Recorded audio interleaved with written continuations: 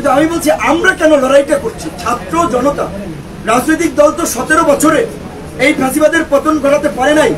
ছাত্র জনতা, আম জনতা পতন ঘটিয়েছে। আর এখন আরেক দল লোক লুটপাট শুরু করে দিয়েছে। আমরা হুঁশিয়ারি দিয়ে উচ্চারণ করতে চাই, এই আওয়ামী ফ্যাসিবাদকে, এই 17 বছরের ফ্যাসিবাদকে আমরা উৎখাত করেছি।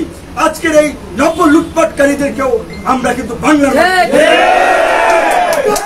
যে যা লুটপাট করেছেন, যেখান থেকে লুটপাট করেছেন সেখানে রেখে যাবেন। এবং বিশেষ করে আমি অনতিবিলম্বে মহামান্য রাষ্ট্রপতিকে বলবো, আজকের মধ্যে অন্তর্বর্তীকালীন সরকারে কারা কারা থাকবে সেই বিষয়ে লিখিত সিদ্ধান্ত জানিয়ে দিন। অন্তর্বর্তীকালীন সরকার গঠন না হওয়ায় কিন্তু আইন শৃঙ্খলা পরিস্থিতি এখন নিয়ন্ত্রণে নেই। একটা নৈরাজ্য চলছে, গার্মেন্টস জ্বালিয়ে দিচ্ছে, সোয়েটার ফ্যাক্টরি জ্বালিয়ে দিচ্ছে, ওষুধ কোম্পানি জ্বালিয়ে দিচ্ছে। এই ঔষধ কোম্পানিতে তো হাজার হাজার মানুষ কাজ করে, এই গার্মেন্টস ফ্যাক্টরিতে তো হাজার হাজার মানুষ কাজ করে। ওই ফ্যাক্টরি ধ্বংস হলে, পুড়ে গেলে ওই যারা কাজ করে শ্রমিকদের কি হবে? এই মানুষের রুটি রুজির কি হবে?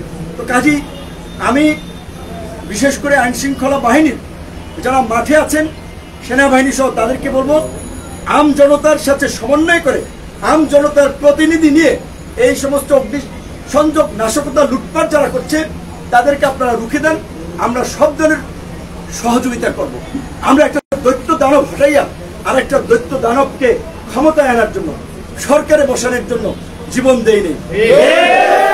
এই দেশের ছাত্র যুবক তরুণদের রক্ত অনেক ঝরেছে, 52-তে ঝরেছে, 62-তে ঝরেছে, 69-এ ঝরেছে, 71-এ ঝরেছে, 90-এ ঝরেছে।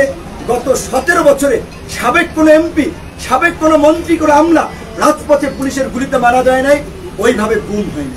সাধারণ মানুষ, সাধারণ কর্মী তারা গুলি খেয়েছে, রক্তাক্ত হয়েছে, জীবন দিয়েছে। কাজী এই যে এই বিপ্লবের পরে যে নতুন সরকার ব্যবস্থা, নতুন রাষ্ট্র ব্যবস্থা, সেখানে আম জনতার, জনগণের চাওয়া পাওয়ার প্রতিফলন থাকতে হবে। আমরা যারা এই প্রজন্মের রাজনীতি করি, কোটা সংস্কার থেকে এই রাষ্ট্র সংস্কারের আন্দোলন করেছি, এই স্বপ্ন বাস্তবায়ন না হওয়া পর্যন্ত আমরা সদা জাগ্রত আছি।